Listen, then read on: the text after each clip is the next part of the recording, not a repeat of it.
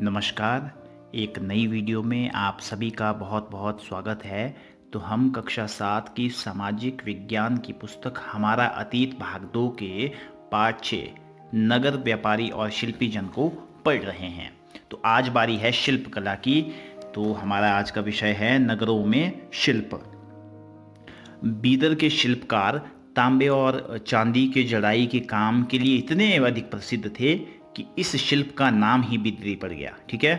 तो विश्वकर्मा जो समुदाय है, जिसे पांचाल भी कहते हैं, जिसमें सुनार, कसेरे, लोहार, राजमिस्त्री और बढ़ई आदि शामिल हैं, तो मंदिरों के निर्माण के लिए वो बहुत आवश्यक थे। ठीक है। साथ ही उन्होंने राजमहल, बड़े बड़े भवनों, तालाब और जलाशय के निर्माण में भी अपनी बहुत ही एक महत्वपूर्ण भूमिका अदा की थी। तो इसी प्रकार सालियार या कैकोलार जैसे बुनकर भी समृद्धशाली समुदाय बन गए थे और मंदिरों को वो भारी दान दक्षिणा दिया करते थे।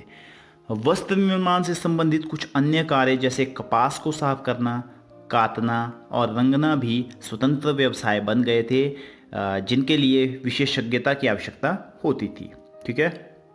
तो जैसे आप अपनी स्क्रीन पे देख पा रहे हैं, यहाँ पर शॉल का चित्र दिया गया है और शॉल के बॉर्डर का चित्र दिया गया है, किस प्रकार से इसमें जो है कढ़ाई की गई है। ठीक है। फिर है हम्पी, मसूलीपट्टनम और सूरत, नज़दीक से एक नज़र। तो जो हम्पी की वास्तुकला का सौंदर्य, ये हमारा टॉपिक है अगला। तो हम्पी नगर कृष्णा और तुंगभद्रा नदियों की घाटी में स्थित है।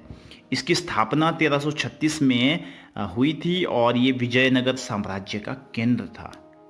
हम्पी के जो शानदार खंडर है, जो आप अपनी चित्र में देख पा रहे हैं, जैसे स्क्रीन में दिखाई दे रहा है कि हम्पी के जो ये खंडर हैं, इनकी किलेबंदी इतने उच्च कोटि की थी कि उस समय की शिल्पकला, वास्तुकला के हिसाब से ये हमारे लिए कल्पना कर पाना भी मुश्किल है। किले की दीवारों का निर्माण कहीं भी गारे चूने जैसी किसी जोड़ने वाले मसाले के रूप में उपयोग इसमें नहीं किया गया था और शिलाखंडों को आपस में फंसा कर रखा गया था, फंसा कर गूंथा गया था। जैसा आप अपनी स्क्रीन पे देख रहे हैं, प्राचीन समय में जो हम्पी की वास्तुकला थी वो इतनी उत्कृष्ट थी कि हमारे लिए कल्पना कर पाना भी मुश्किल है। ठीक है। तो फिर एक पुर्तगाली यात्री डोमिंगो पेज ने 16वीं शताब्दी में हम्पी नगर का वर्णन कुछ इस प्रकार से किया है कि गोवा से आने वाले लोग जिस प्रवेश द्वार से गुजरते हैं, उस द्वार के भीतर राजा ने एक अत्यंत सुदृढ़ प्राचीरबद्ध नगर बसा रखा है, जो दीवारों और बुर्जों से सुरक्षित है। ये दीवारें अन्य नगरों की दीवारों के जैसे नहीं हैं, बल्कि यह एक बहुत मजबूत राजगिरी का एक ऐसा नमूना है जो बहुत ही कम भागों में देखने को मिलेगा। तो आप ये अंदाज़ा लगा सकते हैं कि जो हम्पी में बनाए गए शहर थे, तो किस प्रकार की उसमें वास्तुकला कितनी उत्कृष्ट रही होगी, ये आप अंदाज़ा लगा सकते हैं। तो हम्पी की वास्तुकला विशिष्ट प्रकार की थी। वहाँ के शाही भवनों में भव्य मेहराब और गुंबद थे। वहाँ स्तंभों वाले कई विशाल कक्ष थे, जिनमें मूर्तियों को रखने के लिए आले बने हुए थे। वहाँ सुनियोजित बाग बगीचे भी थे, जिनमें कमल और टोंडों की आकृति वाले मूर्ति कला के नमूने थे। 15वीं-16वीं शताब्दी के अपने समृद्धि काल में हम्पी कई वाणिज्यिक और सांस्कृतिक गतिविधियों से गुंजायमान रहता था। ठीक है। तो मंदिर सांस्कृतिक गतिविधियों के केंद्र होते थे। देवदासियां शिव मंदिर के अनेक स्तंभ वाले विशाल कक्षों में देव प्रतिमा, राज तथा प्रजाजनों के समक्ष नृत्य किया करती थी, नाचा करती थी। महानवमी, जिसे आज दक्षिण में नवरात्रि पर्व के नाम से जाना जाता है, उस दिनों हम्पी में ये एक बहुत ही महत्वपूर्ण उत्सव माना जाता था, पर्व माना जाता था।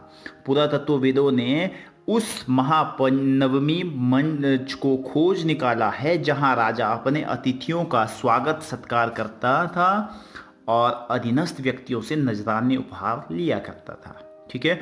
और वहीं विराजमान होकर राजा नृत्य देखता था, संगीत देखता था और मल्लयुद्ध के कार्यक्रम भी वहीं से देखा करता था। ठीक है। लेकिन 65 में दक्कनी सुल्तानों, गोलकुंडा, बीजापुर, अहमदनगर, बरार और बीदर के शासकों के हाथों विजयनगर की पराजय के बाद हम्पी का विनाश हो गया। उसके बाद है सूरत। पश्चिम का प्रवेश द्वार जिसे कहा जाता है। तो सूरत मुगल काल में कैम्बे, आज के खंबात और कुछ समय बाद के अहमदाबाद के साथ साथ गुजरात में पश्चिमी व्यापार का वाणिज्य केंद्र बन गया। तो क्यों बन गया? क्योंकि सूरत जो है ओरमुज की खाड़ी से होकर पश्चिम एशिया के साथ व्यापार करने के लिए मुख्य द्वार था। सूरत को मक्का का प्रस्थान द्वार भी कहा जाता था। वेरी इंपॉर्टेंट है, जो सूरत है उसको मक्का का प्रवेश द्वार भी कहा जाता था, क्योंकि वहाँ से बहुत हज यात्री जहाज से रवाना होते थे। और जो सूरत था वो एक सर्वदेशीय नगर था जहाँ सभी जातियों और धर्मों के लोग रहते थे। ठीक है। सूरत में ऐसी दुकानें थी जो सूती कपड़ा थोक और फुटकर कीमतों पर बेचती थी। ठीक है। और यहाँ पर अनेक विश्राम गृह बने हुए थे, असंख्य मनोरंजन स्थल थे और काठियावाड़ी सेठों तथा महाजनों की बड़ी बड़ी साहूकारी कंपनियां भी यहीं सूरत में ही थी। ठीक है। सूरत से जारी की गई हुंडियों को दूर दूर तक मिस्र में काहिरा, इराक में बसरा और बेल्जियम में एंटवर्प के बाजारों में मान्यता प्राप्त थी। यहाँ से आप अनुमान लगा सकते हैं कि जो सूरत का बाजार था उसका कितना वर्चस्व था अपने समय में। ठीक है। तो हुंडी क्या होता है? हुंडी एक ऐसा दस्तावेज होता है जिसमें एक व्यक्ति द्वारा जमा कराई गई रकम दर्ज रहती है। हुंडी को कहीं अन्य प्रस्तुत करके जमा की गई राशि प्राप्त की जा सकती है। और अब बारी है आज के कार्यपत्रक की। आज दिनांक 29/10/2020। हमारा विषय है नगर व्यापारी और शिल्पीजन। तो प्रश्न संख्या 1 का जो क भाग है वो है मंदिरों के निर्माण के लिए किस समुदाय की अहम भूमिका थी? इस समुदाय में कौन कौन शामिल थे? तो जैसा हमने पढ़ा कि मंदिरों के निर्माण के लिए विश्वकर्मा समुदाय, जिसे पांचाल भी कहते थे, उसकी अहम भूमिका थी। और इस समुदाय में कौन कौन शामिल थे? इस समुदाय में सुनार, कसेरे, लोहार, राजमिस्त्री और बढ़ई शामिल थे। इनका क्या काम होता था? इनका काम था मंदिरों का निर्माण करना। बड़े बड़े राजमहल, बड़े बड़े भवनों, तालाब, जलाशयों के निर्माण में भी इनकी सक्रिय भूमिका थी। उसके बाद है हम्पी नगर की स्थापना कब हुई और यह किस साम्राज्य का केंद्र था? तो उसके बाद हमारा क्या प्रश्न है कि हम्पी नगर की स्थापना कब हुई थी? तो हम्पी नगर की स्थापना 1336 में हुई थी और यह विजयनगर साम्राज्य का केंद्र स्थल था। ठीक है। हम्पी नगर की स्थापना कब हुई थी? 1336 में हुई थी और ये किसका? विजयनगर साम्राज्य का केंद्र था। ठीक है। फिर है हम्पी की वास्तुकला के बारे में बताइए। तो हम्पी की वास्तुकला विशिष्ट प्रकार की थी। जैसा मैंने बताया कि वहाँ के शैली जो शाही भवन थे, वहाँ भव्य मेहराब और गुंबद थे। वहाँ स्तंभों वाले कई विशाल कक्ष थे जिसमें मूर्तियों को रखने के लिए आले बने हुए थे। वहाँ के बाग बगीचे भी सुनियोजित थे और कमल और टोंडों की आकृति वाले मूर्ति कला के नमूने भी वहाँ से प्राप्त हुए हैं। ठीक है। और साथ ही वहाँ की शहर की जो किलेबंदी होती थी वो भी उच्च कोटि की थी। ठीक है। कहीं भी गारे चूने के घोल का इस्तेमाल नहीं किया गया था और शिलाखंडों को आपस में गूंथ कर फंसाया गया था। उसके बाद है कौन सा पर्व हम्पी में एक महत्वपूर्ण पर्व माना जाता था? तो हम्पी में किसे माना जाता था?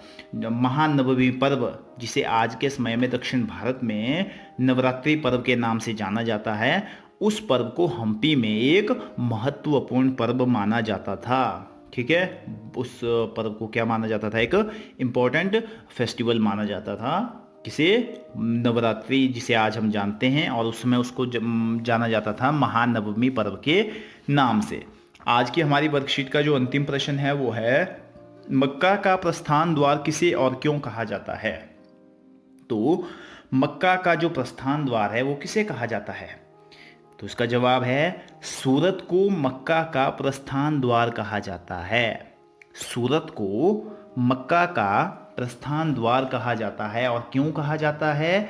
क्योंकि यहाँ से बहुत से हज यात्री जो हज की यात्रा के लिए जाते हैं, बहुत से हज यात्री यहाँ से अपने जहाज से रवाना होते हैं, इसीलिए इसे मक्का का क्या कहते हैं? प्रस्थान द्वार कहते हैं। तो इस तरह से जो हमारी आज की वर्कशीट है ये यहीं समाप्त होती है। कल आपके साथ मुलाकात होगी एक नई वीडियो में। तब तक के लिए जय हिंद, जय हिमाचल।